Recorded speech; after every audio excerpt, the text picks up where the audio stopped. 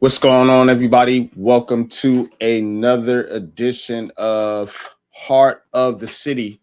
I'm your host, NYG Double Deuce, with my co-host here, Mr. Coach Ed Gladney. We're here to talk New York sports, and there is a lot going on, Coach. There's a lot going on, and hey, free agency frenzy. You got the Knicks in a slump. You got the Nets with the franchises in a slump. And we got spring training. We got spring training popping, all that and much more. But before I get into it, how y'all doing out there? Coach, what's good with you? Chat, what's good? How y'all doing?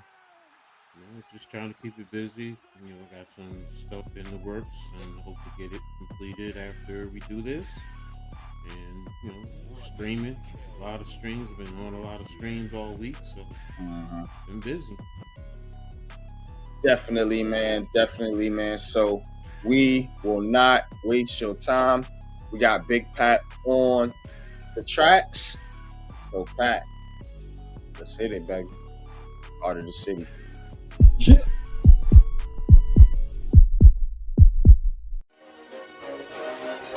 Ricey K, the Raisin Man.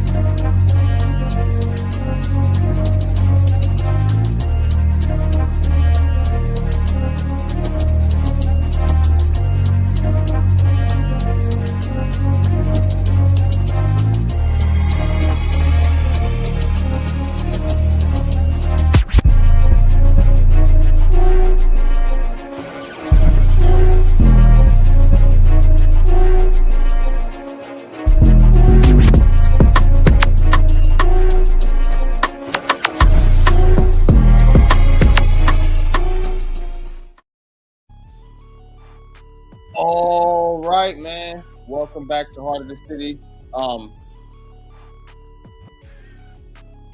What's good with y'all, man? Kareem Wilson, what's popping with you, bro? Appreciate you tapping in. Leaf Diggy, what's good, man? How you feeling, Leaf, man? Popping with them Brooklyn Nets. All right. Derpy, what's good? Appreciate you tapping in. All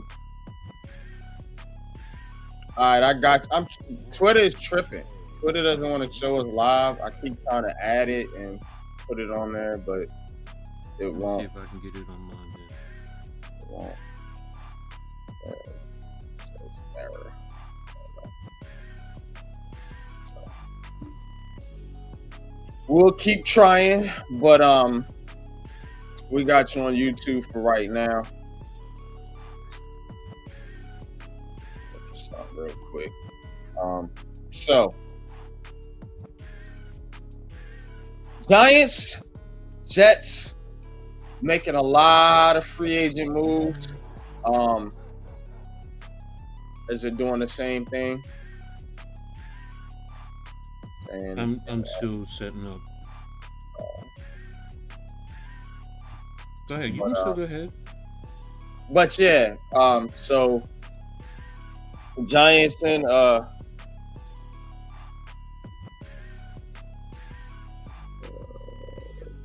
Giants and Jets making moves, making free agent moves out there. So we're gonna get into all that. We're gonna get into all that, and of course, we're gonna get into training camp. I mean, spring training. Right now, I cannot get this to piss me off. Anyway, right now, let's talk a little baseball. Basketball here real quick. Because the Knicks are playing the Jazz. So Easy win for the Jazz. Knicks playing the Jazz, man. Right now, the Jazz are up 26-16. Coach, Knicks been in a little funk. We're going to touch on the Knicks here just a little bit before we get into the major free agent news that we got to break down. The Knicks. What's going on with the Knicks, bro? They are in a little funk. Yeah, I mean it's baffling to see this squad the way that, you know, they have all the talent in the world. Everyone knows that. There's no denying that. But the inconsistency is the issue. Sometimes they play great defense, team defense. Sometimes they don't. Cat Towns has been playing well, and now Brunson has been up and down. When I've seen whatever games I have seen, it does look like he is tired. Now, I know he's been working a little bit more on passing and facilitation. My concern is, are they thinking that they can just turn it on in the playoffs? Because now is not the time to do this. You should have been trying all this early in the season, and now you're refining things to get ready for the playoffs. The rotation, you brought what's his name over in that after San Antonio let him go, and realistically he doesn't play. Now you're putting Clarkson back into the rotation where he's been out of the rotation for a long time. So Josh Hart is up and down. Mikal Bridges, even OG, but he's a little bit more consistent. So it's everyone. Mike Brown, I mean, you really don't know what he's doing. Yeah, so, and that's the thing right there, because we talked about it, right, Coach? We had talked about it, man. And I'm gonna share the article that you sent me. Appreciate you for doing that.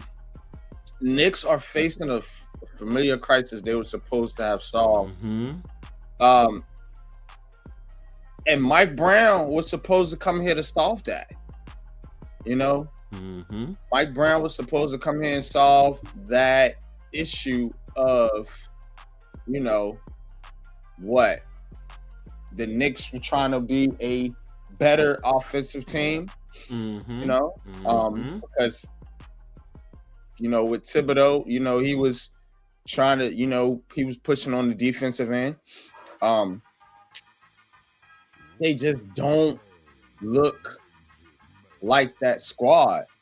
So 2 losses to LA. Now you down in Utah, of all places. You know what I'm saying? So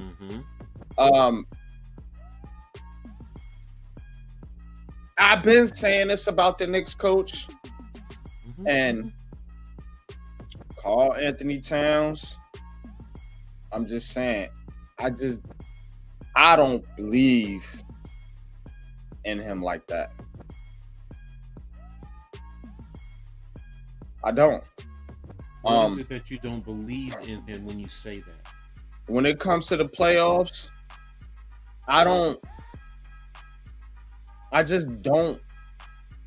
believe in him, bro. You don't trust him. You don't think he's I don't trust him in the playoffs.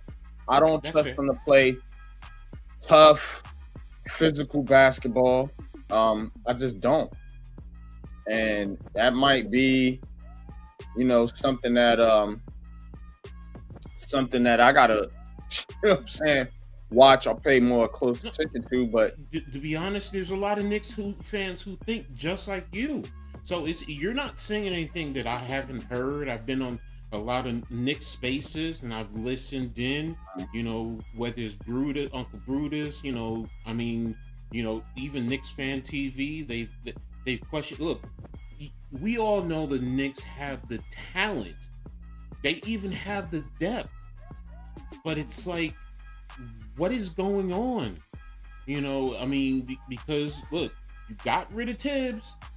You even said it, and many Knicks fans have said it's championship above. We don't want to hear anything else. It's you set the stand, you set the expectation that high now. It's championship and bust. You've played the Spurs. You've played toe to toe with them. You just went to Denver and beat Denver. Yeah. But then you turn around and you lose to the Lakers and the Clippers. And I'm no disrespect to them, but they're not on that level. And the Lakers beat you with no LeBron James. Yeah. So the inconsistency, and then just like right now with Utah, of all teams, Utah is on the level of the Washington Wizards, and we just saw what Washington did last night. So and again, I think some of it because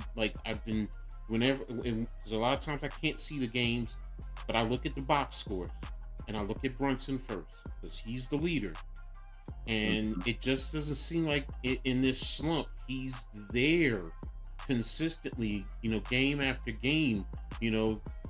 Cat is the one the last few games that has been the leading scorer, and he's getting double doubles. And like you're saying about being physical, he's playing physically now. Mm-hmm. But Brunson just looks, to me, I'm like, is he just tired? Look, we're in a day of load management. Maybe you do need to give him a day off.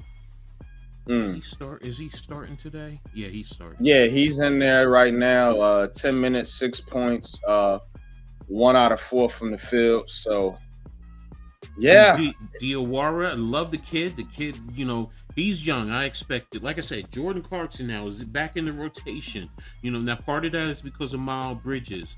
Alvarado. And we knew that coming in. He was going to be an up and down. He's really a net type of a player. He flies around you, does those little things that aggravate you and get on your nerves, but. OG, I get it. He initially came back from the injury, but he's himself. He'll play defense. There'll be nights when his shot is not there. It's I wish Cave was here, but of course he's going to be calling this game because he could probably, he's tapped in. He can give us more insight. Absolutely, yes. I do believe. Man Cave is live, if I'm not mistaken. So y'all go tap into the Man Cave right now, calling the Knicks Jazz game right here on the Aboriginal Sports Network. But hey, there is another basketball team who just look, man, you gotta respect them. They're young. With the Nets, you beat Detroit. Now Detroit is on a 4-game slide. They just beat you by 38. The 6th lost from the Nets this season by 30 or more. They're awful. You know what I'm saying? I get you. They're awful. They were on a 2-game win streak. Leaf can tell you, which greatly upset Nets fans. But seriously, man, the Brooklyn Nets ain't doing jack shit out there. Y'all ain't the Washington Wizards, though. Sorry.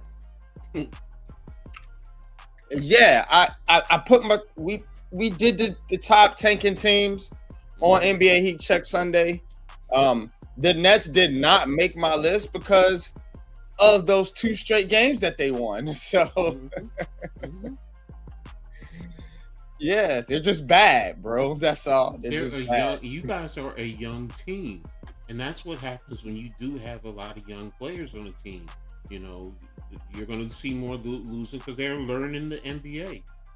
But Yeah. you see the talent. I've watched some of the games, and I see some talent there. You know, so I mean, now, you know, like Leaf had said before in the early the season, throw the wet tissue up against the wall and see what sticks. I get it. Yeah. I get it. I get it. That seems to be the approach that they're taking. That definitely seems to be the approach that they're taking now. The Nets are playing the Hawks tomorrow night. Next playing the Hawks tomorrow night.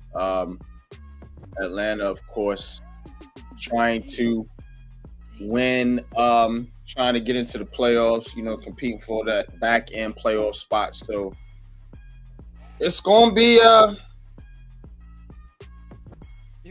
depending on which way you leaning, if you want that, if you're still on that tank side. I just hate to see a team not compete. You know what I'm saying? Mm-hmm. And just get obliterated, you know, on the court. And that's what happened when they played the Pistons the other night. Mm-hmm. Mm-hmm. Mm-hmm. And I think it's gonna happen here when they play the Hawks here again tomorrow night. 82% chance to win the Hawks. Now, the Nets did shut down Igor Dimin for the season, one of their rookies. So I guess they're doing their best to try to catch up in the tank race.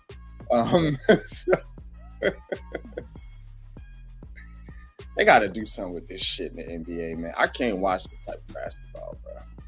I can't, man. It's bad. It's a bad product. It's a bad product. Dannyberry Sports was good. Mosley was good. Yeah, coach. Bad basketball product. But yeah. Wanted to give a basketball rundown real quick. Of course, we're going to keep our eyes on the Knicks.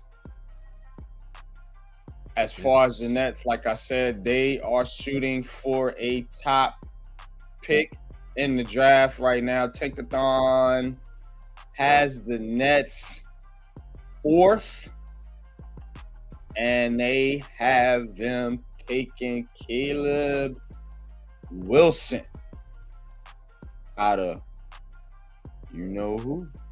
North Carolina. So, 6'10", 215, 22 points, 10 rebounds, of course. Has the injury, so not playing right now for Carolina, which is unfortunate because with him in the lineup, actually give Carolina a pretty good shot. But we'll see how it goes. But yeah, they got the Nets right now taking Caleb Wilson. There is pretty much a consensus top 4 in the NBA draft coming up. That's Debansa, AJ Debansa, Darian Peterson, Cameron Boozer, and Caleb Wilson. Mm-hmm. Coach, Mm-hmm. and this is the discussion here with the Brooklyn Nets. Real quick before I switch gears to football, we got a lot to get in with the football. Is this whole thing the Nets just tanking for 2 years, 3 years, whatever they're trying to do, is it a complete failure if they don't land one of these players? Because remember, last year they got the 5 picks, but none of them was top 5, or top 3 or whatever. That's what they was trying to get. So I think they ended up picking 7 for some shit like that. So, and again, if you come in, say 7 for 8 again this year, and you don't get a top 4 or 5 top 4. You know, Kingston Fleming's nice. Acuff is good, man. But the Nets need a wing. So what you thinking, Coach? Failure is too strong of a word.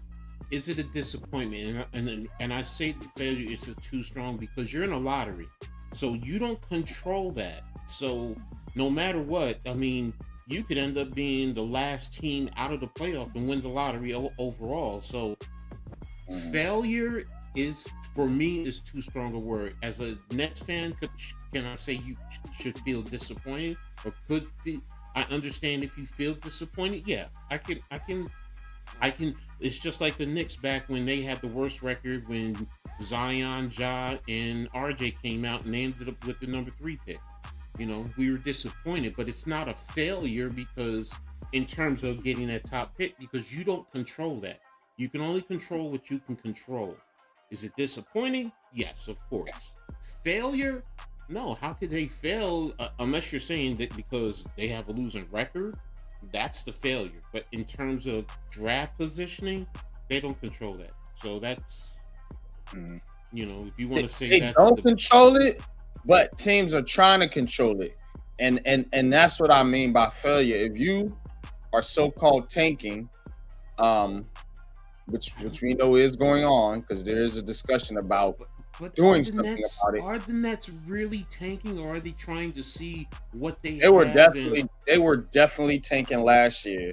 Yeah, last year. Yeah, and as a result of tanking last year, you have a bad team going into this year, which essentially means you're tanking again. You know you can't go and win nothing with 5 rookies that neither one of them are like they're bad players. You know what I mean? The problem is you got teams that are worse than them. They may be a bad team, but there's teams that are worse. That's why to me, that's why I don't look at the Nets as in the same, like, you know, Utah and Washington are definitely tanking. I hate that, but you know they are.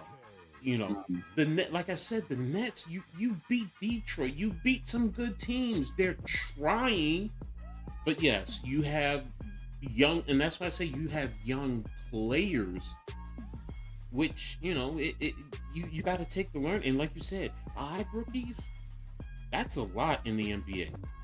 Yeah, you got 12 game there, and if you got 5, that's literally what, 3/8 in a sense, you want to say, of your roster.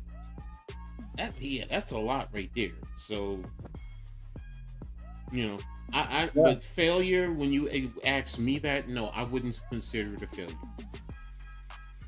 Yeah, I might lean that way, just because you're a fan. I get it. And I can.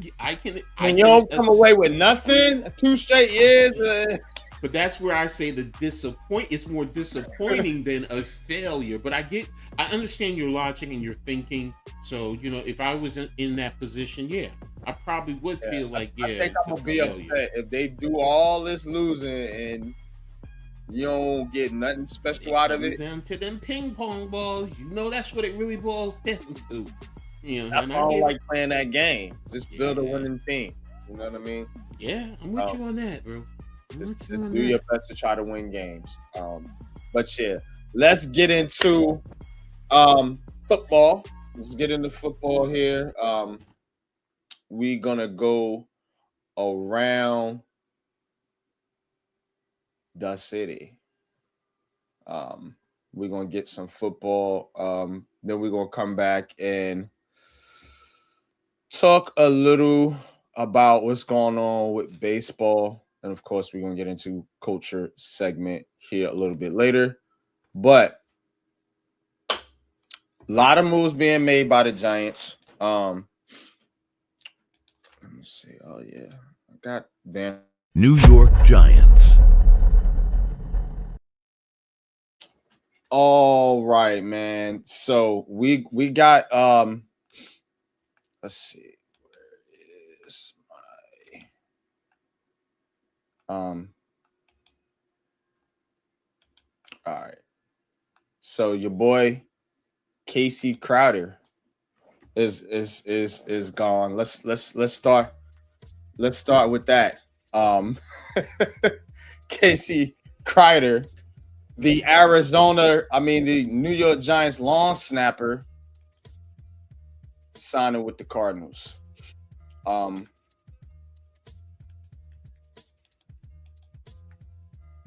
Pat, have the Giants made any more moves today? Because I was asleep. Or Coach, do you know of any more moves they made today? Yeah, there's a big one. I don't know. I'm surprised you don't know.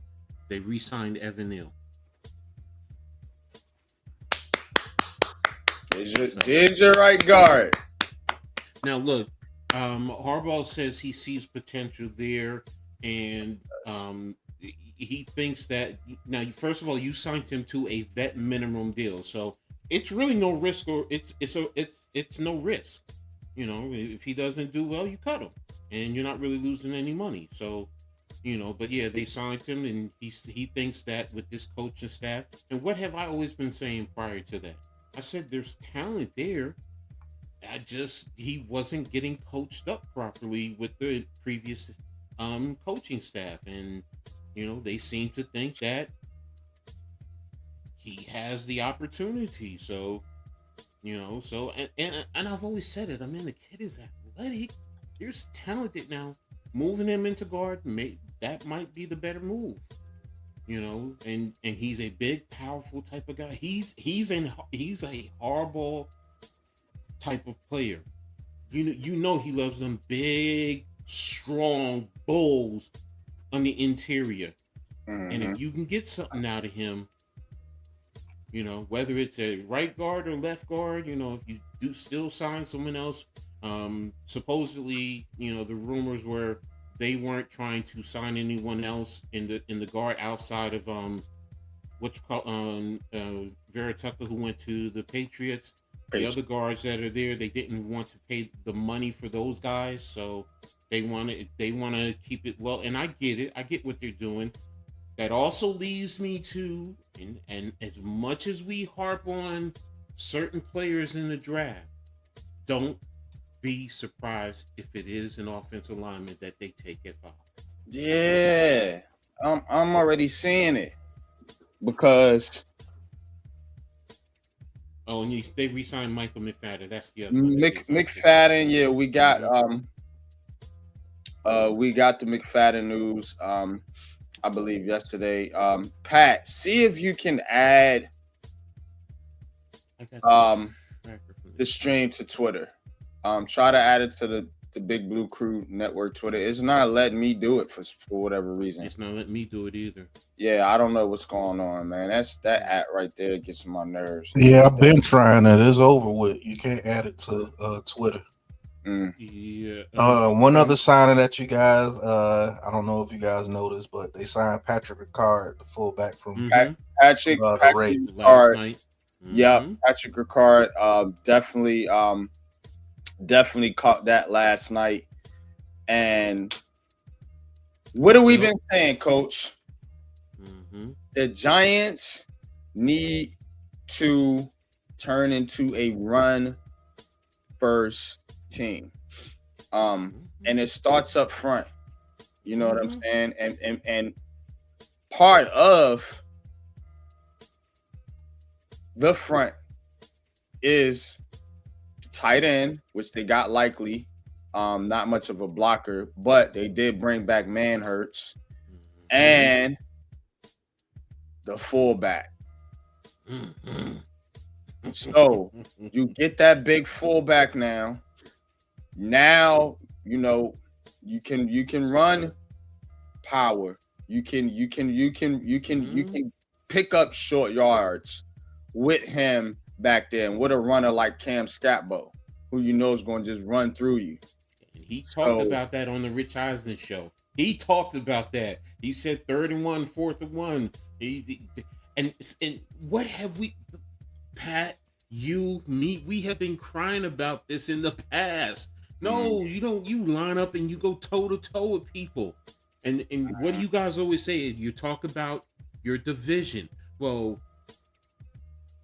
once we fine tune the offensive line, we're going to be able to go toe to toe.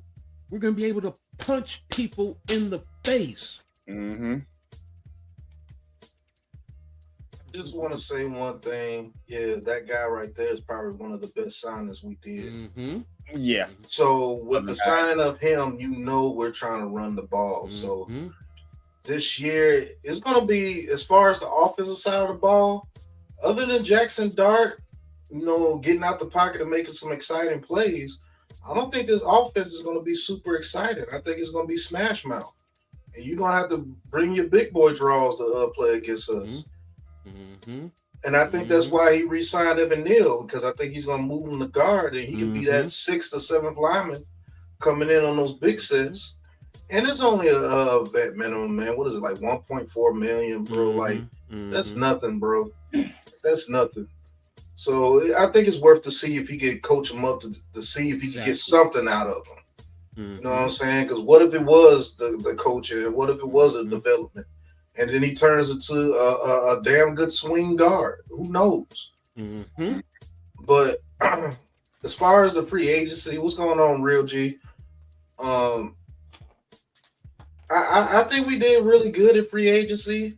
A little disappointed we couldn't get a guard, but I understand that they don't want to give $20 million to 34-year-old Bettino and Wyatt Teller coming off an injury, and he was actually benched over there with the Browns for whatever reason. Did Wyatt Taylor sign? Did any of those guards sign yet? No, Bettino or Wyatt Teller hasn't signed. That means the market's down. So exactly. And they're doing. And I think that's Don.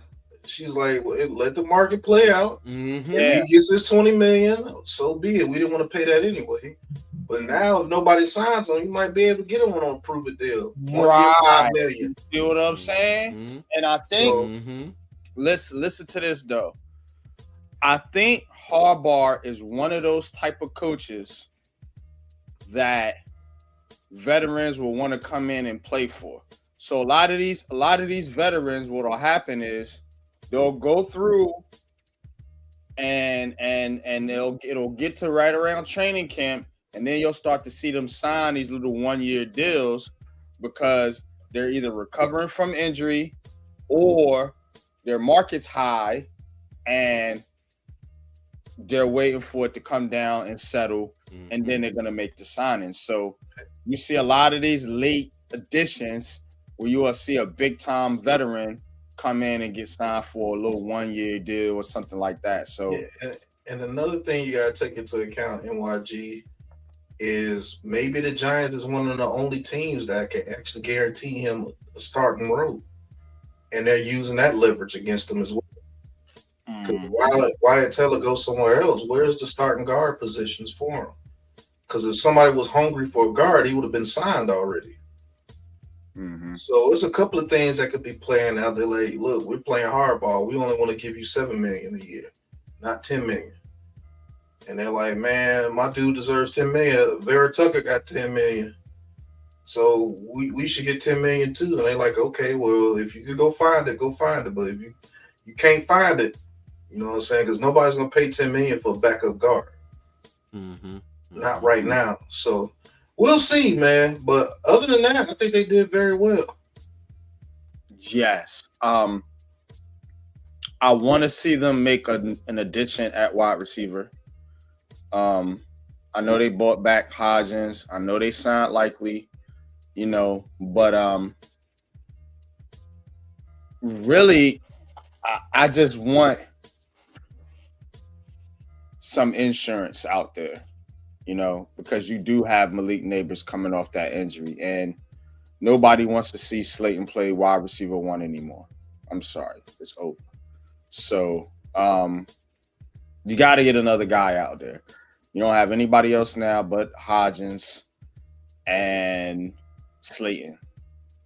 And God forbid Jalen Hyatt's still on the roster for whatever reason. But yeah, you thin at wide receiver. So what is the plan at wide receiver, Coach? Right now, I think you're just going to have to play the market, to be honest with you. Or in the draft, you probably try and get some, because there are plenty of receivers that you can get, you know, later in the 4th round fifth round who, you know what, with development. Now, I'm not saying they're going to come in and be a starter, but you develop them, and let them gain confidence, understand the NFL, and then you go from there. Now, you may also sign a veteran like what's his name who played with him at Baltimore, D-Hop. You might bring him in on a Right. rookie minimum. He could be a good number two. He could battle Slayton for that number two. He's experienced. You know what he can bring you. He's not the elite receiver that he once was, but he's more than respected in the league. So, because I was watching, did he get signed anywhere? Thornton got signed. I really wanted Thornton, but he went back to KC. So, but again, you get someone, a young player in the draft. There's plenty of receivers. Maybe they trade up. Maybe they make a trade to get to see a player, a future draft pick or two, to move up to get a receiver who they really like, and they see that he's dropping to them. So, but right now, it's really hard, especially with a new coaching staff. I mean, because they haven't attacked the receiver position other than what, Hodgins. Yeah. They signed Isaiah Hodgins, who I'm not the biggest fan of. I mean, he's an okay player, but but that tells you they're really not emphasizing the receiver. So now, does it mean that they might take it at number 5 if it's on what's his tape? Okay, I get it. I'm of the thought that they're probably gonna, as much as I love Sonny Styles, I'm thinking either an offensive lineman, or if you can trade back and stay within the top 10 and get the guard from Penn State, one of those two. Because I'm sitting here because we haven't done anything with the offense or the defensive line for that matter. So, this is the type of stuff they putting out there on Twitter, and I'm getting tired of this conversation. You are not taking a fucking running back with the 5th overall pick. If you do, somebody need to slap the shit out of Joe Shane, Harbaugh, whoever the fuck did that, making that decision. You need linemen on offense and defense. If you waste this goddamn pick on a running back, when you got 3 of them son of a guns on your roster right now that are capable, even blown motors broke down ass can get you 50, 60 yards a game. So, bro, you're not doing this. You're not doing this. It's like these Giants fans got PTSD from Saquon Barkley. The fuck out of here, man. Which you know what? I don't pay that no mind. Now, look, I will say this. I'm not to your extreme because I understand what he brings as a dynamic player. Would I want him right now? No. But I will understand because he also brings a level, because I've watched Notre Dame, because him and he brings a level of receiving too. Yes. I don't want him either, but no, and you can play him with Scappo or Tracy in the backfield at the same time, because you have Price, who is another good running back at Notre Dame, and they've had them both out there at the same time. So I understand it. Do I think we're drafting him? Hell no. But if we were to draft him, I'm saying, well, right there with Likely, with him, with Malik Neighbors, I'm going to tell you right now, that's a dynamic level of skilled players right there. That really is. Now, I'm with you in terms of the trenches. You know that. I love the sexy fatties. I'm always harp on that. So, you can't win without the trenches. I don't care who it is, what skill, what elite skill, Hall of Fame skill type of player you have. If you ain't got the trenches on both sides of the ball, you can't do anything. So, but yeah, I do understand. I will say I do understand the logic. I'm gonna be honest with you, Coach. I don't understand the logic, because You don't understand what I Again, just said to you? yeah, I understand, You don't accept the logic. but I'm not rolling in that direction. Yeah, exactly. Yeah, you, and that's the thing. You're not accepting that logic because you know. No, And I get you. I get you. I get it. You know what I'm Mhm. saying? Maybe a consideration if you trade down to like 10, 12 or something like that. Even still, I wouldn't like it. No, I get you.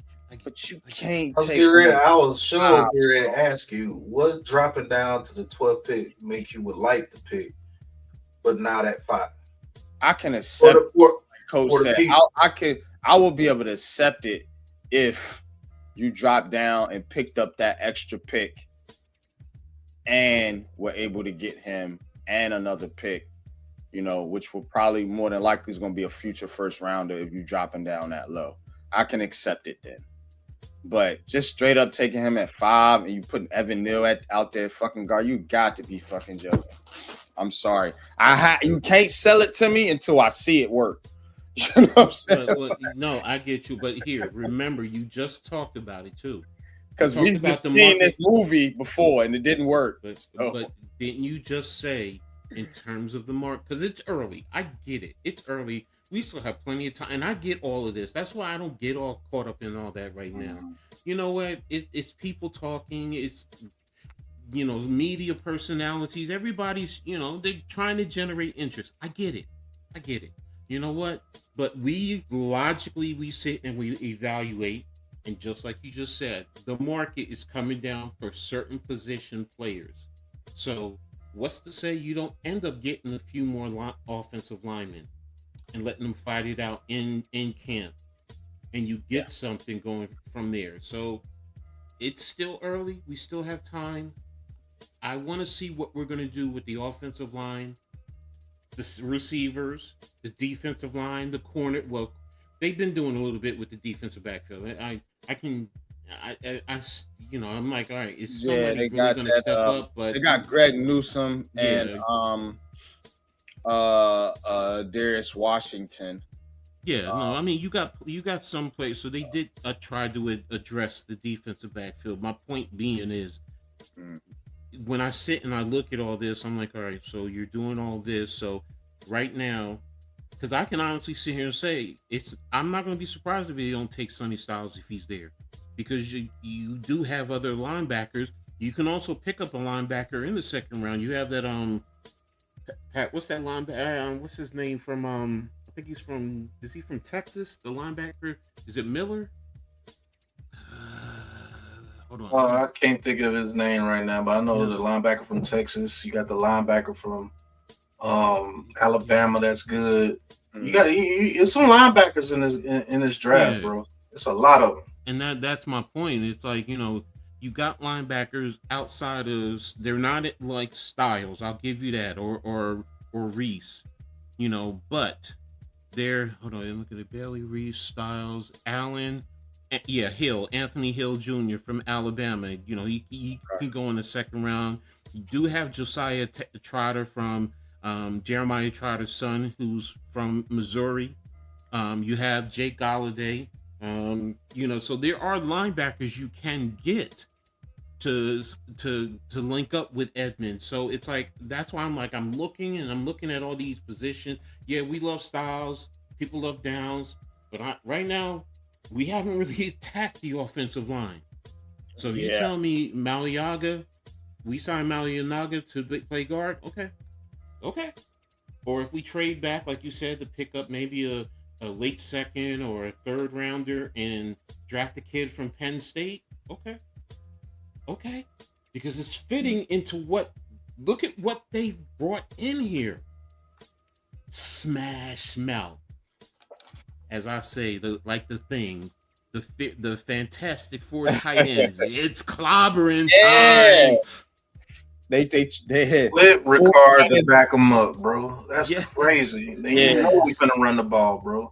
Yeah, I think that's where they're going. They're gonna run the ball consistently because they didn't try to get any weapons or anything. So they like, hey, look, we're gonna ground and pound and play defense. That's what I think we're gonna do. But what that also does, that sets up play action, which is what you want with Dart. and that will help neighbors and that changes the whole. Yeah, it may be boring to the average or the casual fans. I get it. Not to aficionado like me. I love that shit. I love it. Harbaugh likes those veteran receivers. Yes. You talking about D Hop kind of got me thinking, because I could see them making a move like that.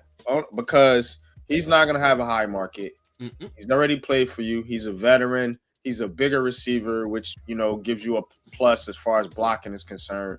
And he's definitely played a 1A before. You know what I'm saying? So if you think Neighbors isn't ready, at least you have him and Slayton out there. So you're not dead in the water. You may not like it, but he has a tenure with OBJ too. He's still training. I mean, you might not like it, but he's out there. And he can OBJ definitely is not the type of receiver that I want playing it. He can play that slot role. He don't have to come in and be the number one guy. He can play the slot role. About the X over from Neighbors. You know what I'm saying? Now, look, Odell Beckham Jr. I was one of his biggest, so-called fans or whatever when he was here with the Giants. But buddy, it's over, man. Like, let that shit go. If you expecting family, it's not for him to come in and be some dominant receiver. He is a veteran receiver. I know that. That can make some plays in the slot for you. If you need somebody to get that short yardage, or he can still get deep on you. I mean, it's the same thing with D Hop. D Hop is nowhere near what he used to be. So what's the difference? He's not an X receiver anymore. Not like that. I'm thinking of a bigger receiver that's going to give you more of blocking. And then it's kind of like, to me, when I think of those players coming back to the Giants, it just seems, I don't know how to explain trying it. To grasp it in this style. It seems, you just keep going back to the well when the well's dry right now. So it's kind of like clap and move on. Stop trying to drag these guys back to the Giants. I get what you're saying. At the end of their career. I get what you're saying, but the point that Pat is making, I know what he's making. Yeah, he's making a football. You're bringing something that gives you still a level of credibility, which is what Harbaugh is doing. He really is, and it would fit into what he's trying to do with the run game, play action, get some quick dump offs, RPOs. Somebody who can take a quick slant, get you the first down. Beckham can block. I mean, he's not crazy great with it, but I mean, he can do it. But he's gonna put his nose in there and be a dog, and try to give you something. He's more like the Chihuahua nipping at your ankles. So, I get what you're saying. Facts.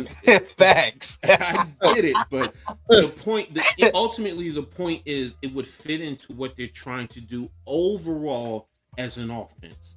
It doesn't fit what a lot of the casual fans and fantasy football fans and everyone. Look, I don't give a fuck about that. Excuse my language. It's about building a championship damn program, and that's what it's about. If we got the worst fantasy football team, but we walk away with a Super Bowl, I'm sorry. If you upset over that, then you're not a damn Giants fan. Listen. And it was just a name I threw out there. I'm not saying, go sign OBJ because he's a Giants and he's a legend. No. I'm saying if you're looking for a veteran receiver, you got somebody like D-Hop. I wouldn't mind D-Hop for the reasons that you stated. He is 6'2", 6'3", can still get those back shoulder catches, and he can come up with clutch catches for you. That's what you would need him for. OBJ, if you want to go deeper or you want him to route people up in the middle of the field, he can do that if you need that type of player on his team. Because right now, who we got to do that? Besides Neighbors, and Neighbors is going to have to be on the outside because we didn't get anybody else. And you're right about Slayton. I don't want Slayton to be the primary target opposite of Neighbors. I don't want that. So he's a guy that still commands a little bit of respect. You're not going to disrespect him out there because you're going to get beat.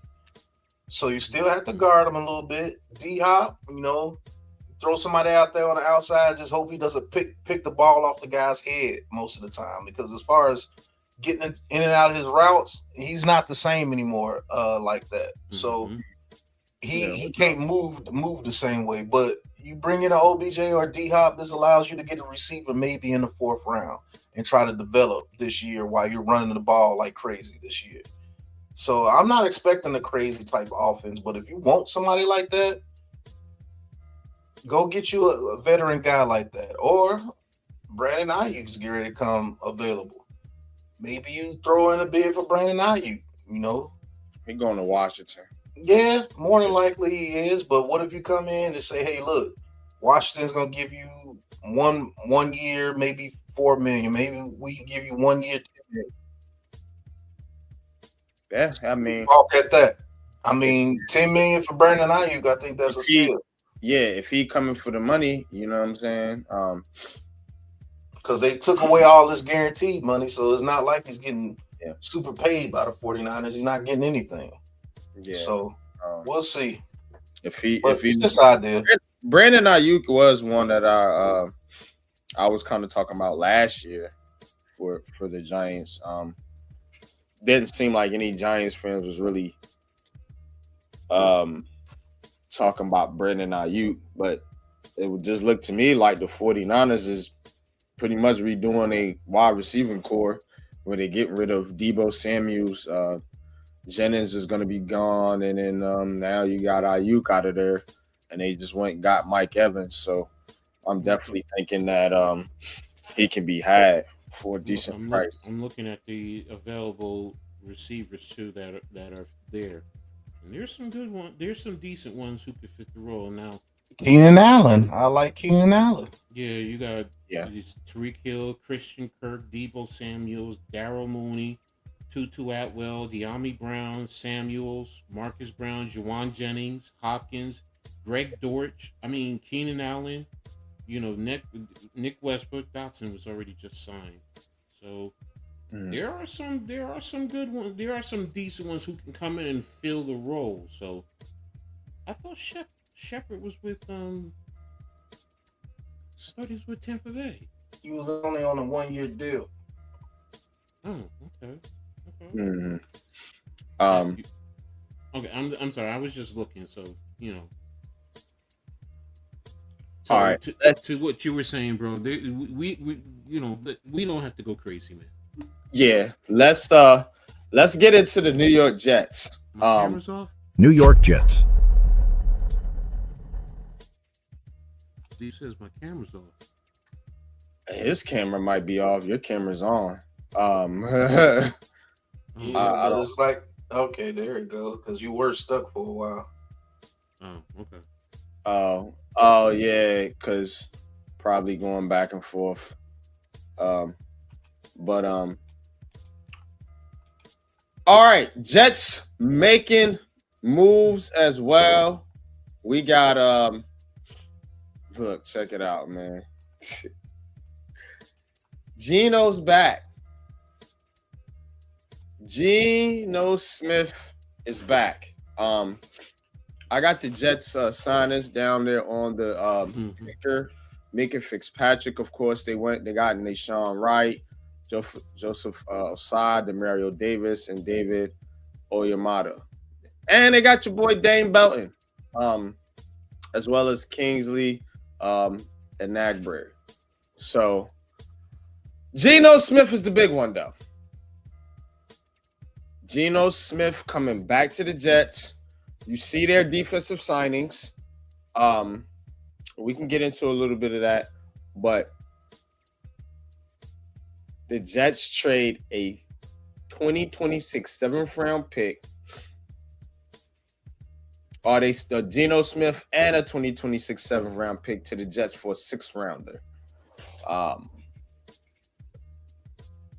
Do you like this move? Before we kind of break down what it all means, do you like it? Do you like them trading for Geno Smith? I don't have a problem with it. Because, I mean, first of all, who else are you going to get on the market? Kyler Murray probably is going to Minnesota. Minnesota, it looks like. You know, who else is there? Whatchamacallit, Kirk Cousins. I can't. Nah. I mean, outside of that, Justin Fields is going to go, so you don't have anyone else. You don't. So I understand that. Now, is he a top level quarterback? Hell no. But he's better than what they have in camp. I'm going to be honest with you. He's definitely better than what they have in camp. Now, as long as he doesn't do anything to have somebody come and punch him in the face again, Yeah. So, but no, he's matured. I mean, that was what 7-8 years ago. He has matured. I don't think it's going to get to that. And they were doing an interview with him. He's like, I know how to read defenses. I've been through it. I've seen pretty much everything that's out there. Does he have to play better? Yes, he does. But there was a point in time when he was at Seattle where we were like, yo, Geno was balling. And then things change. So I don't have a problem with it. And look, we know what they're going to do. They're going to run the football and play defense. Yeah. That's what Aaron Glenn wants. Aaron Glenn's trying to save his job. People got to understand this dude need to win games. If you can get Geno in there and you got Breece Hall back, they lost Veritek, of course, but you got your 2 tackles, and two first round draft picks. So don't forget. I think they have what 4 draft picks in the first 44, if I'm not mistaken. Yes, they do. So they got 2 firsts and 2 seconds. Yeah. So you're gonna add.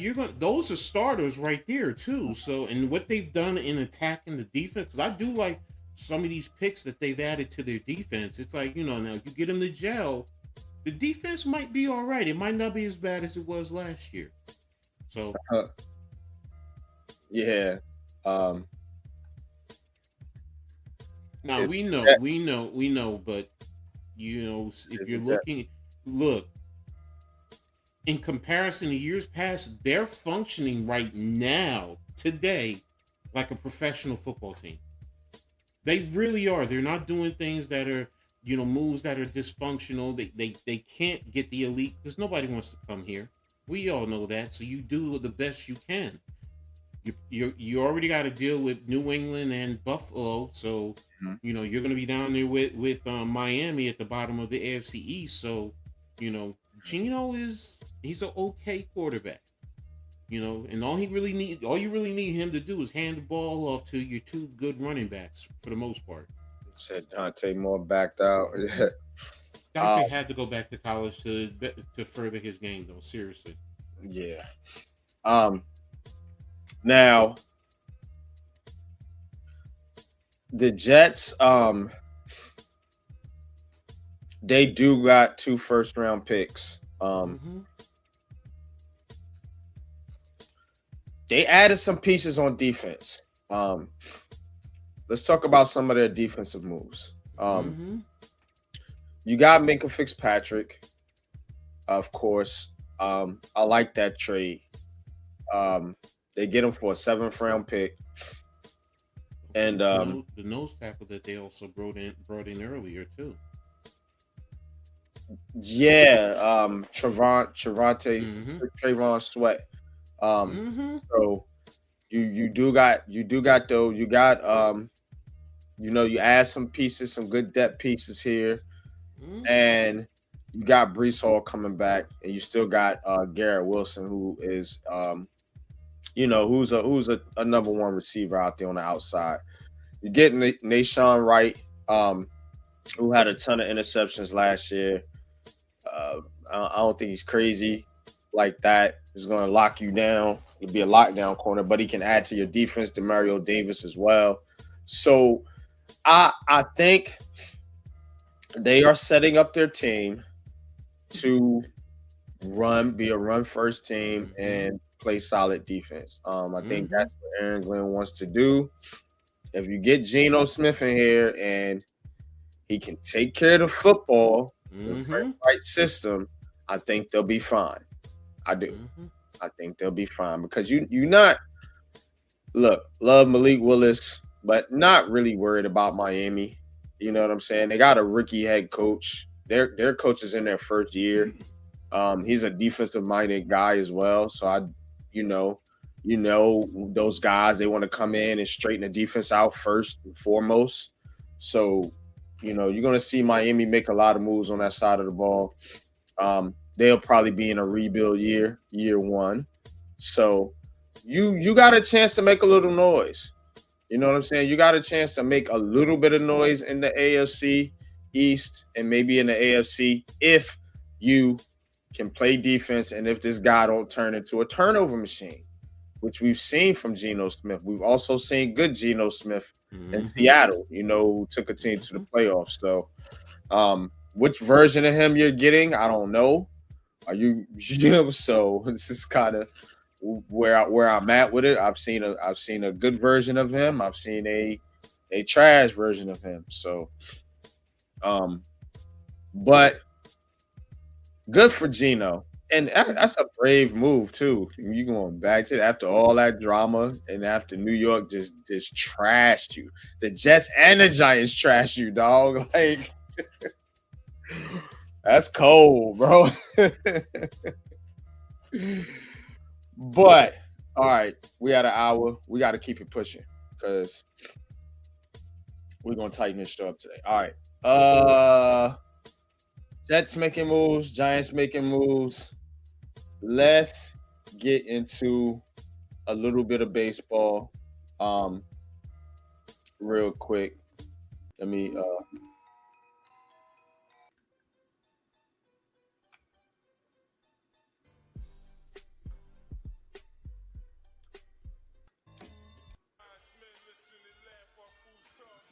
All right.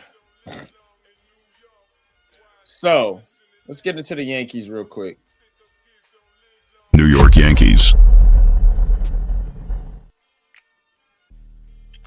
All right. You send me this one, Coach. Louis Gill. Coming back off injury. The Yankees got a couple pitchers coming back from injury. You got Gill, you got Max Fried, and of course you got the big one, Garrett Cole. Also Rodon. So like their whole pitching staff is basically coming back off of injuries. And if the Yankees get good pitching, I think they'll be fine. I do. I think they'll be fine. ESPN has breakout players, a top breakout player for all 30 teams. As we talk about the Yankees pitching real quick. So I want you to see the guy that they got for the Yankees as a breakout candidate. So Ryan Weathers, left-handed pitcher. Says Weathers is the easier pick here as a former first-round pick who hasn't found much in the big leagues, but looks fantastic this spring after being acquired from Miami. I picked him as a breakthrough last spring, and I think I'll be proved right this year. Right-handed pitcher Carlos LaGrange is another name to watch. My number 159th overall prospect averaged 98 miles per hour on his fastball last year and has one-upped himself by sitting 100 miles per hour this spring. His plus breaking stuff makes him a potential closer if he can't stick as a starter. Now, that's what I'm talking about, New York Yankees. Start getting your farm system together and bringing these guys up from the farm system and stop making all these ridiculous trades and free agent signings. Bring these guys up through the system so you don't got to pay Garrett Cole and Max Fried and Rodon and all these other guys when you got guys in your system. You know what I'm saying? Build it from the ground up. I'm that type of dude, man, with all these teams, man. We talk the same thing about all of them. Your farm system, your young players is the path to success. It gives you an advantage when you got a good farm system. It gives you an advantage in trades. and it gives you an advantage on the field when you can bring back guys up from the minors when you get hurt, which they're always hurt, right, Coach? They're always hurt. So having those guys, maybe like a Weathers, and they mentioned Carlos LaGrange, having guys to bring up from the minors to the majors, you gotta have it. You gotta have it. And really, it's the pitching.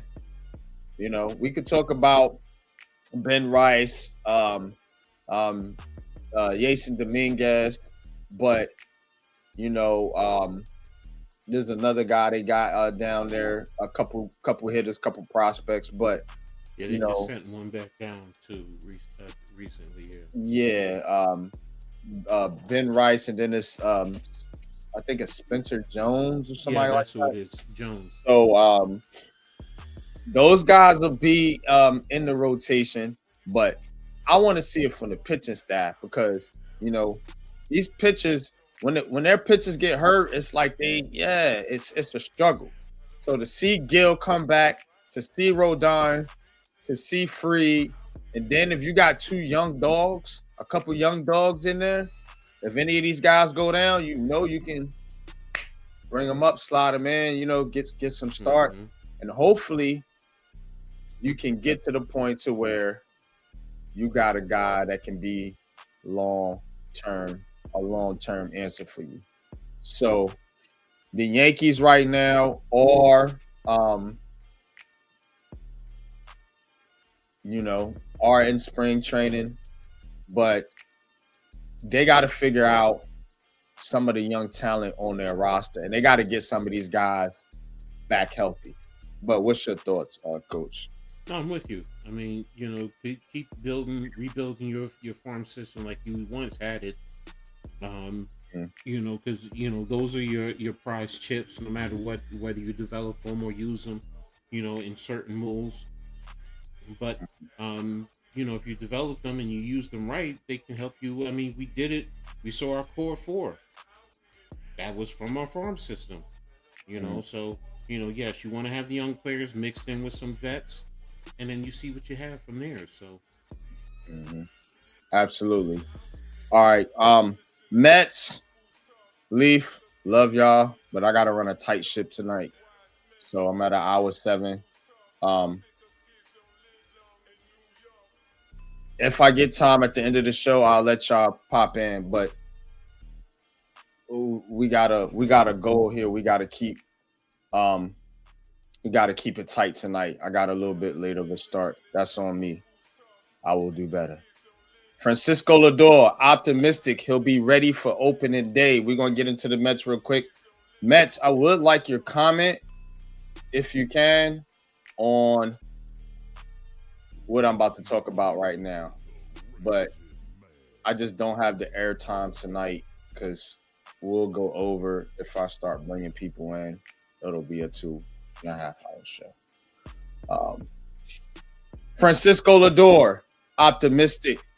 He'll be ready for opening day, returning to action Tuesday for the first time since undergoing surgery. Lindor had a good year last year. He's one of my favorite players on the Mets, to be honest with you. I like Francisco. I like his game.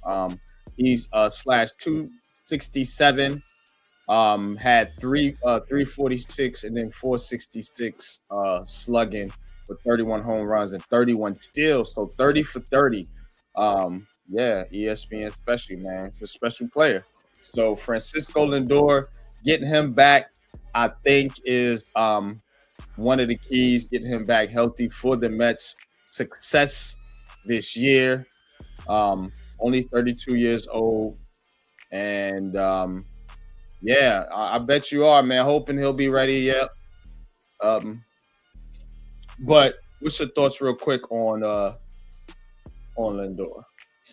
No, I'm with you. I mean, he's a good player, so hopefully he'll do what he needs to do to help this team, and he'll continue to in his play from last year and be that spark plug that they need. So we'll see.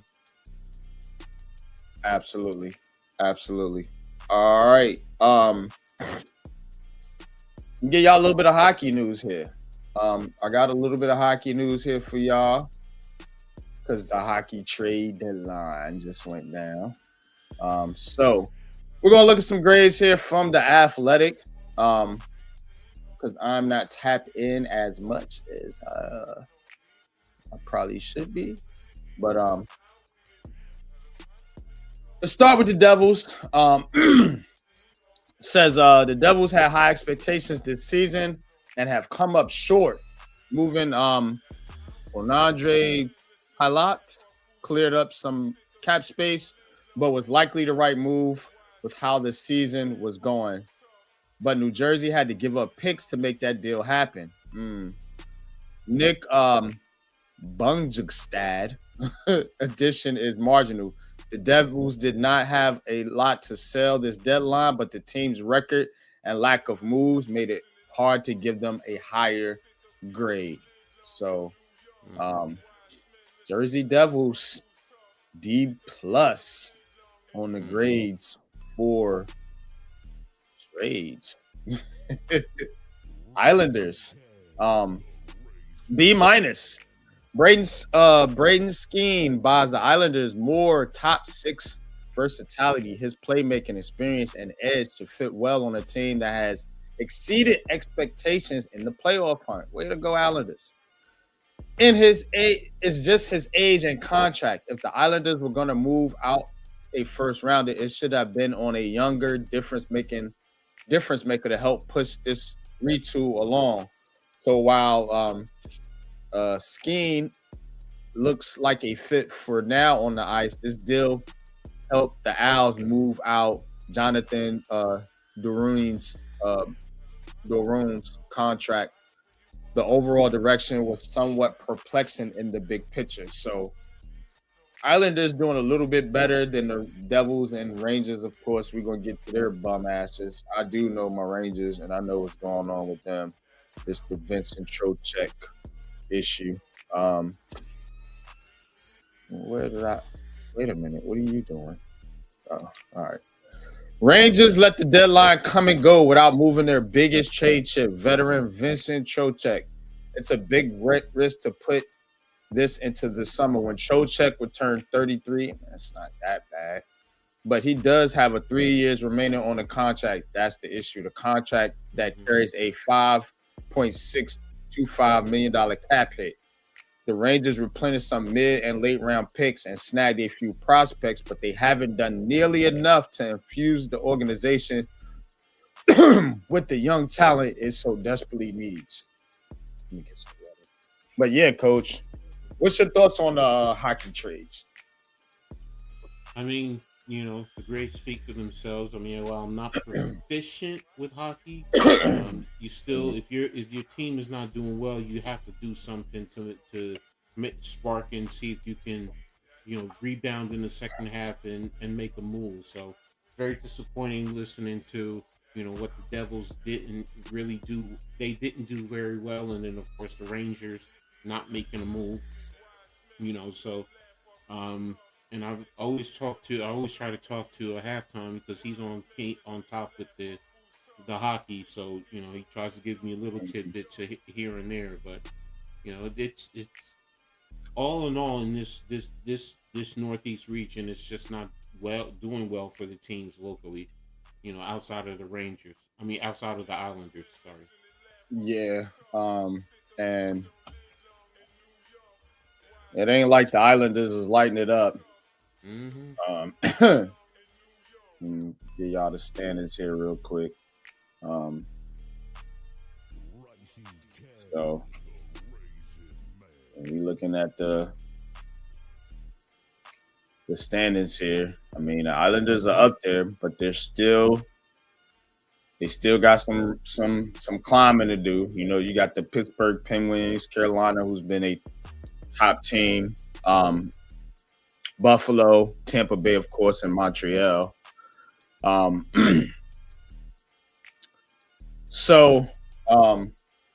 Yeah. But that's it for the hockey. We are now going to move into our culture segment. So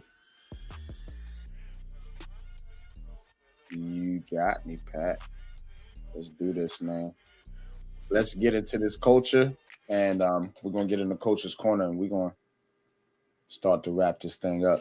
But tonight's culture segment will be top 5 underrated athletes. Now, when we do these culture segments, you know, I tend to lean my era. Coach tends to lean his era.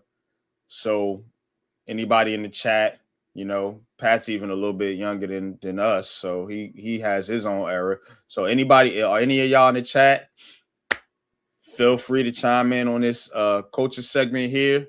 We do this every single episode, giving you our top 5s, you know what I'm saying, from our eras. So without further ado, let's get it.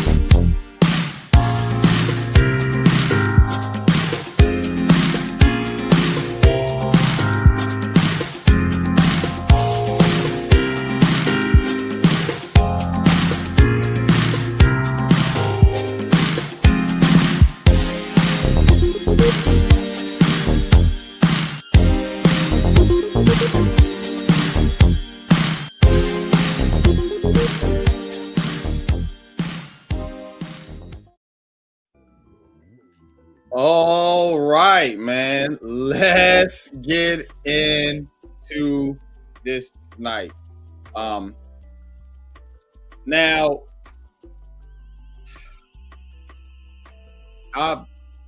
when I did this, I had a lot of people I was thinking about, and so I ain't really want to make this list in a particular order. But the order gonna come out, but it's not really in order, so to speak. But coach, you ready? You ready to break this out, man? I guess I'll reveal my list first. I guess you know what I mean. Whatever. I'm cool. I got you, bro. All right. Get into it. Top 5 underrated athletes. It's look, this list is kind of like guys that I just think didn't get a ton of recognition, but had roles on their teams. Some champions, some not. I did try to spread the love around a little bit, but I did get 2 from the same team somehow. Fatal flaw, but whatever. Let's get it. All right, number 5. Number 5. John Starks. John Starks from the Knicks. This is the picture that should get you right there. Those battles with the Bulls were epic. Going up against Michael Jordan, going up against Scottie Pippen, Horace Grant. John Starks was not a big dude, only like 6'3", which is small compared to 6'6" Jordan and cats he was going against like Reggie Miller. So always like the heart that Starks brung to the Knicks. Sucks what happened to him, going 2 for 16 or 18 or whatever it was in the finals. But definitely going to give some love to a Knick. Of course, could have went Charlie Ward, could have went Derek Harper, could have went anybody from the Hubert Davis, anybody from those 90s teams. But, you know, of course, Ewing was the star. Everybody know about Oakley and Mason, but Starks was that dude. Let's go to number 4. Number 4.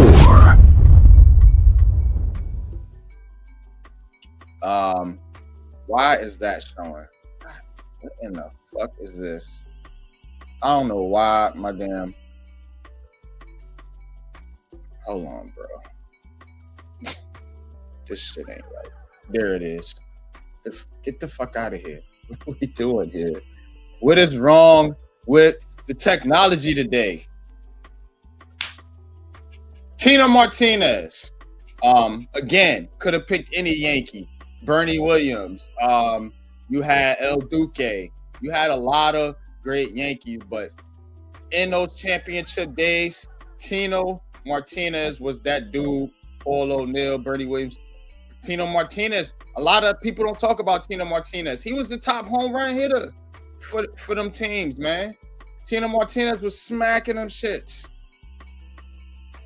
Like, think he was hitting 4th cleanup, just behind Paul O'Neill. Yeah, that was my squad, man. Tino Martinez, the Yankees slept on.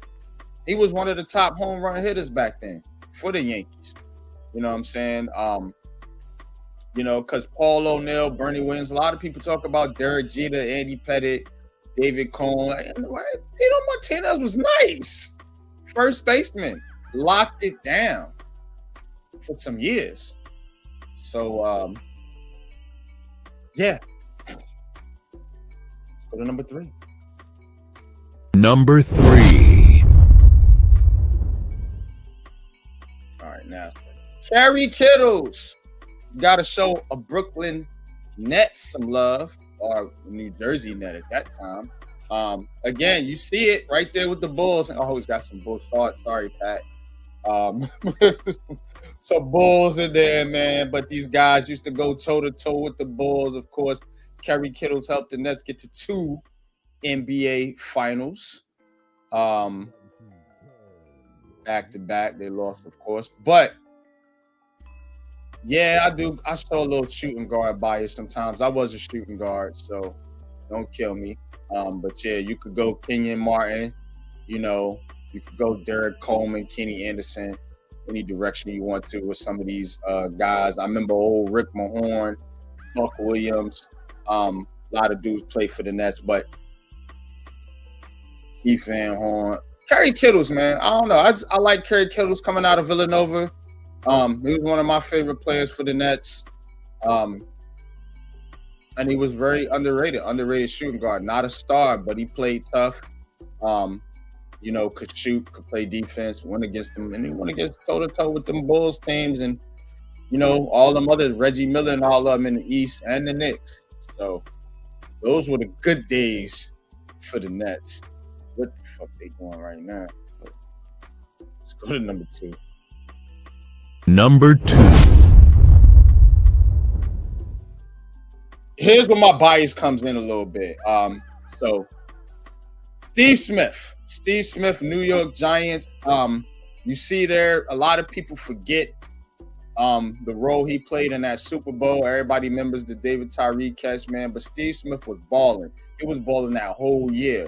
Rookie season.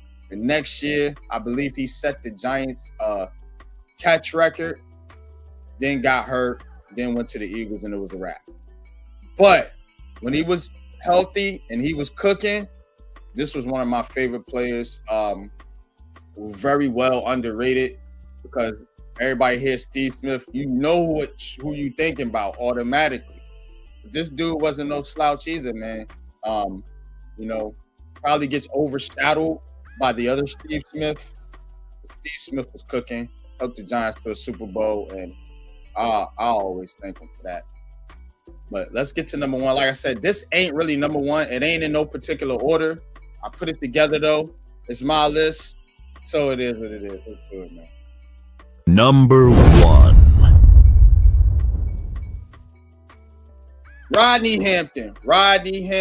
Everybody talk about Tiki Barber, Saquon Barkley. I did this for y'all. You know I like to show you motherfucking Giants fans.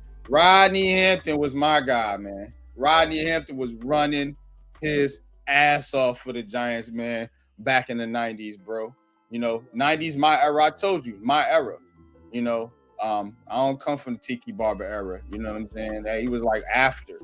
He came in 2000 and shit, but 99 or something. I don't know. Anyway, Rodney Hampton was my guy. Rodney Hampton, I used to love playing with him on Madden. You know what I'm saying? And I liked watching him run back in those days, man.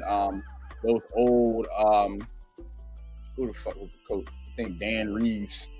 But yeah, Rodney Hampton, of course, you could go with any direction with the Giants. I probably should have put a Jet up there.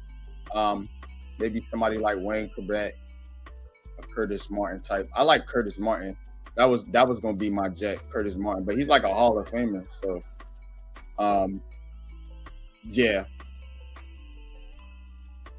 Top 5 underrated players of NYG's era. What y'all think? Y'all gonna kill me. No, I mean, I respect it. I understand where you're going. Hey, look, man. Again, I'm just saying, it's a lot of players to choose from, and I did want to put, like, I probably should have did the top 10 because there's so many New York teams, but I did want to put, I wanted to get other players in. Bro, your I got list is very good. Giants. I was like, damn, I did end up with 2 Giants, but whatever. Sorry, Look, Jets. It's your list, so stop it. It doesn't have to be. Don't apologize for it. I got great respect for everyone that you put on your list, man. It's not wrong. It's not wrong. It's nothing but great respect, man. So, good job, man. Seriously. No doubt, man. But you got it, man. I know you got something cooking. Yeah, all right. Can't wait to see this. Here's the thing with my list, okay? 4 of the people on my list I've met. And so there's going to be a little tie-in there for me. And I can guarantee you, most of them, everybody in here is not going to know, especially my number 1. But I'm going to start with number 5. Number 5. Former Knicks guard, Rory Sparrow. Rory Sparrow played basketball in Paterson, New Jersey also. Now, yes, he was born in Virginia, but he moved to New Jersey when he was a toddler, I think around, when he was 3. He primarily lived in the Alexander Hamilton projects. Went on to college in Villanova and was one of the key players when he got to the Knicks. He's one of the reasons he was a key player that I loved his game, as a New York Knick. True facilitator, point guard, decent shot, could play good defense in those 80s era. So he was definitely one of those players that I really loved his game. And it drew me away from being a Laker fan. I'm still always going to be a Magic fan, but he's like right there for me. So there you go, Rory Sparrow. Coming in at number 4. Number 4. Jerry Walker. Now, for those of you who don't know, Jerry Walker in the early 90s played basketball for St. Anthony High School in Jersey City with Bobby Hurley. So he was on those championship teams, and he was a key player, rebounder, rugged player. Went on to play at Seton Hall. Did fairly well at Seton Hall. He was there from 1990 to 93. He did end up trying out for the Nets. He was cut, but he was one of those players. Helped Seton Hall. He was part of 2 Big East Conference tournaments and regular season championship. He was known for his defensive intensity, scored over 1,000 points, pulled down over 600 rebounds. He was named Big East Defensive Player of the Year in 1993 and a 2-time All Big East selection. Now, I talked about meeting him. I met him personally when he was in high school in Jersey City. I was working at the old Margaret Hay building, and his mother worked in the little hospital or clinic that was there. And he'd always come in, "Hey, how you doing? Coming to see my mom." Very respectful, polite, courteous, and we talk basketball. And say I saw you do your thing, and he was part of those championship teams with the Hurley. So there you have it, coming in at number 4. Coming in at number 3. Number 3. Troy Murphy. Now, I met him one time because he was playing at Del Barton Prep in high school, and he was one of the top players in New Jersey. And he was that dude in high school, man. He could take you off the dribble. He can go down, play with his back to the basket, turn around, face up, shoot. Went on to earn a scholarship at Notre Dame. He's definitely a very good player from there. And then got into the NBA. He toggled around, going through different teams. Played with Golden State, the Pacers, the Nets, Celtics, Lakers, Jazz. He was a 2-time consensus All-American, 2 times Big East Player of the Year, 2-time first team All Big East. He was that type of player. I thought he was going to have a better career because his talent says he should have been a lot better, but it didn't pan out that way. But that's my number 3, Troy Murphy. Now, coming in at number 2. Number 2.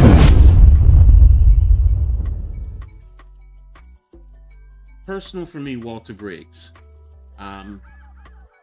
Walter Briggs played at Hackensack High School.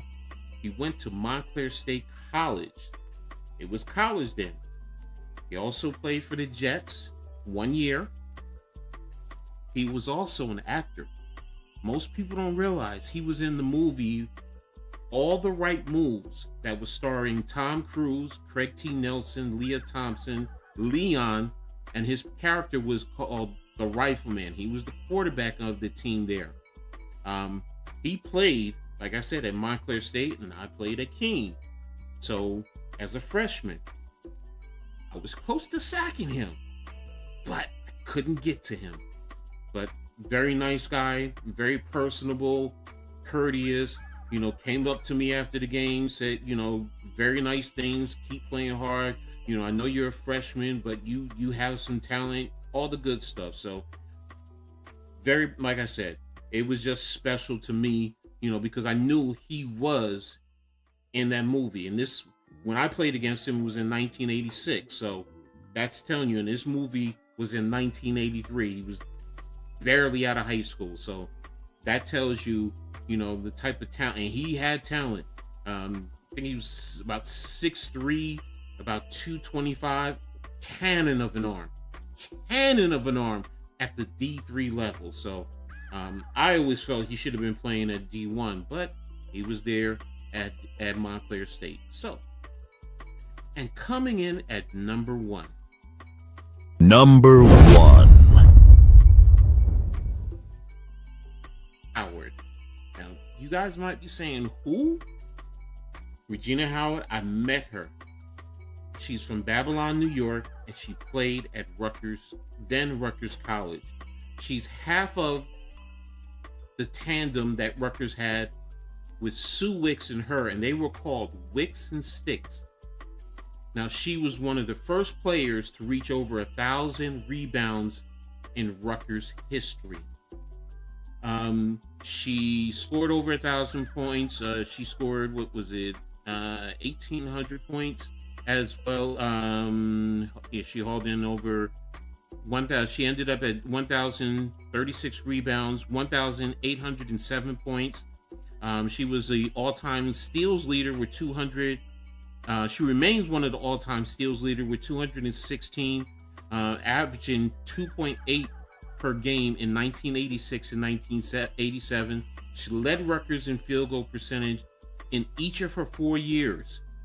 She was also named to the Wade Trophy candidate and voted Player of the Year by the New Jersey Coaches Sports Writers Association. She set a school record with 15 free throws made in 24 attempts against Temple in 87, which was also her senior year, and she captured the Most Valuable Award in the NCAA East region and shared Lady Night MVP with Sue Wicks as the Knights advanced to the NCAA East region's finals. And I met her because I was, hanging around Rutgers, and I used to go watch the women, and she was there after the games, signing autographs, talking to fans, and, used to, hey, how you doing? Met her one time downtown New Brunswick on George Street, being goofy and, with my friends, and she was with girls basketball teams, and, I'm yelling out, hey, how you doing? And she's, talking to me, hey, Ed, how you doing? That type of thing. So, and this, like I said, this was back in 86, 87. So there you have it. That's my list. And they're all personal for the most part in some way, shape, or form.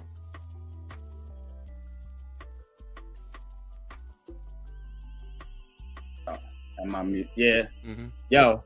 Mm-hmm. I remember Jerry Walker. Mm-hmm. Mm-hmm. Seton Hall. With him, Bobby Hurley in high school, Terry the Hair at I Seton Hall. Mm-hmm. I remember those teams. I want to say I remember Troy Murphy too.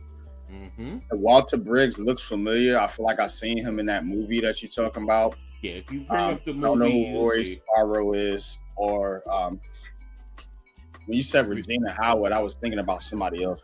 Yeah, no. Not the same person. Yeah, she's about 6'3". I mean, good basketball player. I'm telling you, she actually played center while Sue Wicks played the power forward. So, and sometimes they switch, but good rebounder, aggressive. I think if they had the WNBA back then, she would have been playing in the WNBA. That's how good she was. So, yeah, that's my list. All right, Pat. Any omissions from me or Coach that you would like to add, sir? Well, if you want to add some Jets players, I don't know if y'all remember Adrian Morrell, the running back for the Jets. Mm-hmm. Victor Green, the safety. Mm-hmm. Hard-hitting safety, box safety. Yep. Yep. Wayne Corbett. I know you know about him. Mm-hmm. There's a couple of Jets people out there that people forget. Giants players, man. What was that little receiver's name, man? That little guy, he played like 80. The little white dude. Phil McConkey. Yep, McConkey. Oh, McConkey, yeah. Yep, Phil McConkey was good. Stephen Baker, Phil McConkey. Don't forget Dave Meggett back in that Yep, era. Dave Meggett. I was going to say Dave Meggett. It was between him and Rodney Hampton for me. Those are my two favorite running backs. Dave Meggett, Rodney Hampton, bro, back in the day. And I'll go back to Joe Morris, like I said. Howard well, people know Joe Morris though. Joe Morris was nice, bro. But him and Tiki Barber and all of them, yeah. Zeke Mowat as the tight end during that first era. Yeah, I mean, yeah, you taking me back. I mean, I'll even give you the lineman, Billy R. Yeah. Brad Oates at the center. I mean, Roman Olden, Kareem McKenzie. A lot of people talk about Kareem McKenzie. And Maluminor being the next Kareem McKenzie, man, for the Giants. I mean, McKenzie, Eric Howard on the offensive line. Forgot about Eric Moore and William Roberts. Howard Cross, Pepper Johnson. Pepper Johnson, Jesse Armstead. That was my dude. Them linebackers, my dude. Johnson and Armstead, boy. I learned about these players. I watched them, but I used to play with them on Madden. So, like, I used to love playing with them but like Armstead, and you couldn't do nothing with them cats, bro. They was my I kill you. I kill you. He was nice when he was out. Lionel Manuel, let's not forget Yeah. about him. Yep. There's a bunch of people out there. There's a bunch of Jets out there that people forget. Oh, John Abraham. People forget about him. Mhm. John Abraham for the Jets was nice, boy. Yeah, I remember him too. Yep. What was the number? Hey, man. What was the DB number 42 when it was him and Aaron Glenn? What was it, Coleman? Number 42, Coleman. The Yeah. Glenn and Coleman, the DBs were good too. Yeah, I remember that. And Otis Smith played for him for a couple of years, and he went between the Jets and the Patriots. It was nice, man. Mhm. People forget about the linebackers they had, but I could keep going all day, man. I love all eras of football. But yeah, we're gonna get in the culture segment. Barry Cofield, it's another good one. Yep. Mhm. Barry Cofield. A lot of people slept on him. He was a big part of that championship team. But all right, Coach. All right, It's hold that on, time. let me- It is let me that time. Make sure I get some of these other ones. All right, we can get ready to start. I'm actually going to start with a little bit of WNBA before I get into all the other ones because I just remembered I forgot to put them on. So, but let me know when you're ready. Go ahead. Oh, you got it, bro. You got it.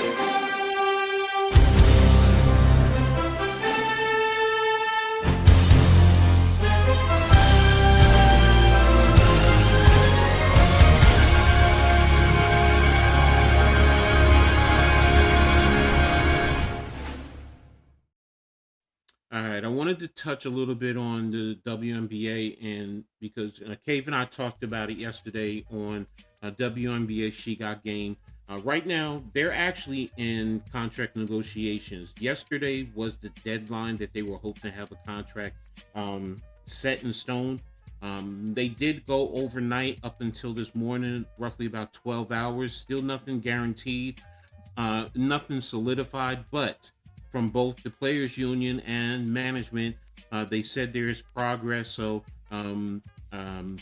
Chenny on one of the NBA shows, she was talking about, because her sister Nneka is one of the executive board members. She's hoping that they have something done within the next couple of days. So we'll see. And I speak about that because they have a lot to get done. What most people don't know is after they get their contract done, it has to be ratified by the players overall. Then after that, 80% of the league are free agents. So, and that includes our liberties like Stewie, Sabrina, Tasha Cloud. All these players are free agents. The Liberty have 2 players under contract. So that's why this contract has to get done. It has to get ratified. Then you have to sign players. Then you're dealing with 2 new teams. So there's an expansion draft. And then you have the regular WNBA draft by April 13th. Today is March the 11th. So they literally have a month to get everything done. And then training camp starts on April 19th. So we'll be getting Liberty talk done if they can get this all done. So I just wanted to touch on that real quick in reference to the WNBA. And shout out to Stewie. She won in the unrivaled 3-on-3 basketball tournament, and she was the MVP. I even have a little topic that I said, is Stewie the winningest women's basketball player? Is she the best? Because she has 4 college, 3 in the NBA, 2 international, and now the unrivaled. So something to think about. So, but shout out to Stewie. All right, now we're going to go ahead and we're going to move on to St. John's basketball. Now, St. John's closed out the regular season with a 72-65 win this past weekend at Seton Hall. Now, with the win, the Johnnies finished with a 25-6 overall record, 18-2 in the Big East. It also secured the Big East regular season title and the number 1 seed in the Big East tournament. So they've captured back-to-back regular season crowns for the first time since 1984-85 and 1985-86. Now they're waiting the winner of the Butler-Providence game Thursday at noon at the Garden. So we'll be keeping an eye out for them. Next up, I'm going to talk about a couple of local teams. Actually one. Going to be talking about LIU and Hofstra. Both teams won their respective conference tournament championship. LIU for the Northeast Conference Championship and Hofstra for the Colonial Athletic Conference. LIU beat Mercyhurst 79-70, and Hofstra beat Monmouth 75-69. So there you have it, two teams. And one other little side note, LIU, their head coach, Rod Strickland, and Hofstra, their head coach, Speedy Claxton, who are both local high school legends, as well as went on to have successful careers in the NBA. So shout out to both of them. Hopefully they'll make a little noise in the NCAA tournaments. Going to move on to the Tri-State local legends, and I'm going to talk about Epiphany Prince. She was born January 11th, 1988 in Brooklyn, New York. She had an outstanding high school career, scoring 113 points for Murray Bertram, breaking the girls' prep record that was led by Hall of Famer Cheryl Miller. She helped lead Bertram to four city championships, 2 state championships, and 1 national championship.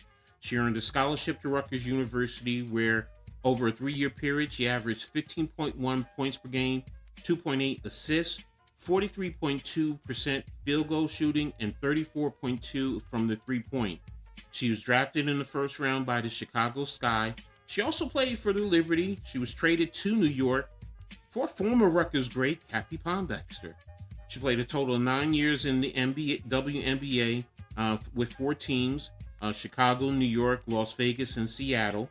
She also played internationally, mainly in Russia.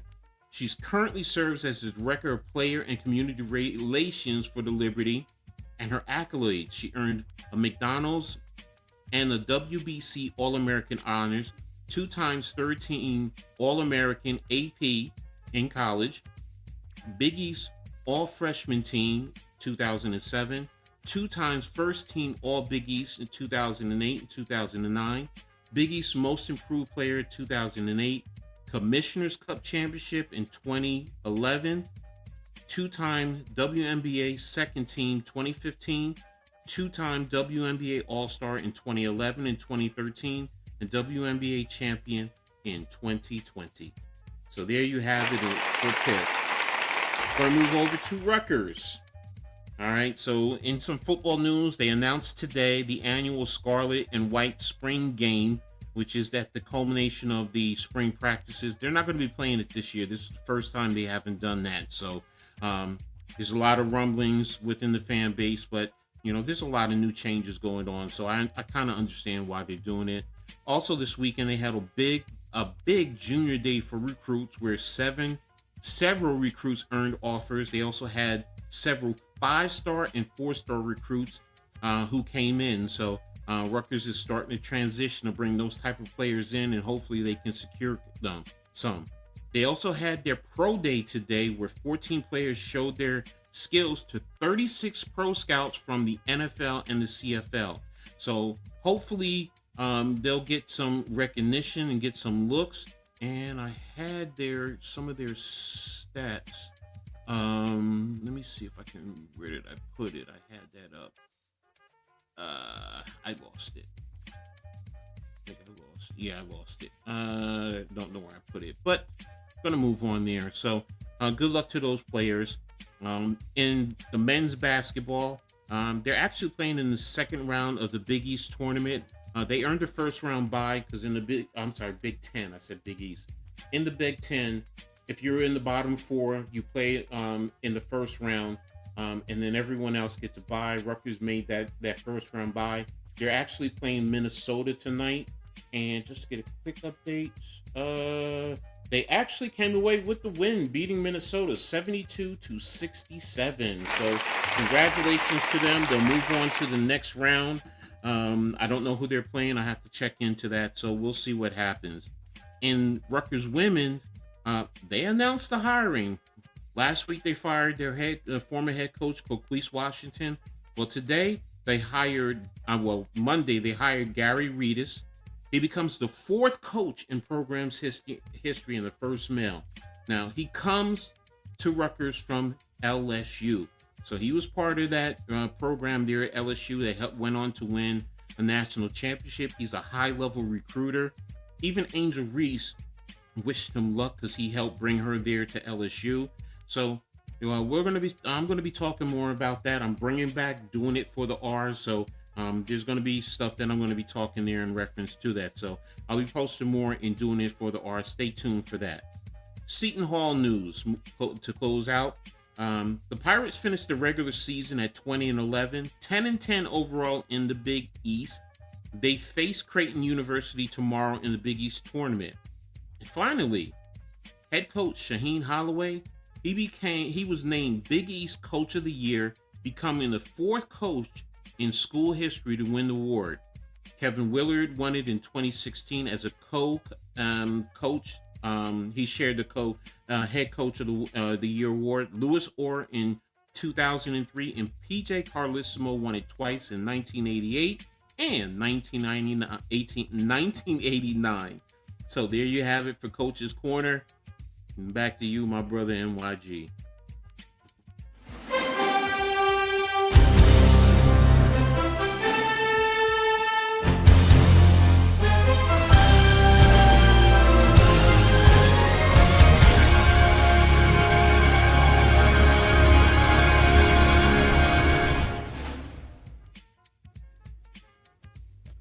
All right, man.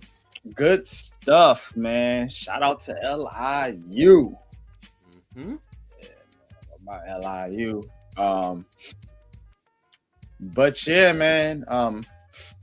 What you think gonna happen in the WNBA, Coach? What's your gut feeling? I think they're gonna, because they've been haggling over the revenue sharing. The league wants to pay their expenses and then give the players 70%, while the players want to take it from the overall everything, and they want like 26%, and then the league can take the rest from there. So they have to finalize that. There's situations where they're talking about housing, giving up housing. Players are going to be making much more money now, so the league is saying they don't want to pay for housing because you're going to be making more money. So, because before they were getting, like 60,000. So of course they would give housing, but now if you're going to be making a minimum of 200,000, they're going to be thinking you can afford to get your own place. So, things about that, childcare, things that we don't think about when it comes to the men's sport. So, but do I think they're going to get it done? Yes, because they cannot afford a strike. Because with everything that they've done so far, if they go on strike, you're going to lose fans. You lose all that momentum that you built up over these seasons. So I agree with you there. All right, man. We are going to wrap it up, man. I appreciate everybody for tapping in tonight, man. I promise y'all I will make this show more consistent. We're going to get it in every Wednesdays. Hell, rain, or snow, God damn it. So definitely got y'all. But definitely appreciate those that did tune in tonight. I wish this was on Twitter, but Elon Musk did it again. Jets and Giants still making moves. So we'll bring you. Oh yeah, tomorrow. That's right, tomorrow. Let me get into tomorrow. We're gonna do Giants conversations on Thursdays now, right here on Unpopular Opinion Sports. So tap in New York Giants conversations. We'll be streaming here on the Aboriginal Sports Network as well. And I'm going to give you that on Thursdays. Sundays, we're going to do Heat Check now. Because I want to make that consistent. And my Friday consistency is out of whack right now. instead of trying to force it on Fridays, we're going to do it on Sundays where we can have a nice, good, clean, fun show. And then, of course, right back here on Wednesdays, the Heart of the City. And Coach, tell them what you got going on, man, coming up. Well, like I said earlier, I'm working on doing it for the art. I just got to edit the video. And hopefully if I can get that done, it'll be out tomorrow. If not by Friday. Trying to finalize with halftime if we're going to be doing the halftime coaching adjustment because he has hockey and baseball now and they've been playing at 1:00, so don't know if we're going to do it Saturday or maybe Sunday. Got to talk to him and see what's up with that, and then got to see what's up with Cave, if he's doing the Knicks game next Tuesday. If not, we're going to do another WNBA She Got game. And Leaf, you tapped in, you said, oh, what's going on? Well, brother, I'm going to be hitting you up now. Because I let you with all your transition. I was being respectful, but you opened the door yesterday, brother. So I'm going to try and get you on the show because you definitely bring something to the table. So got a lot of stuff there. So, but yeah. And I'll get Leaf. I'll get you guys, you and Mets on the next show. I was just pushing this show behind because I was running a little behind myself. But that being said, we are at our time. So, till next time, y'all. Holla.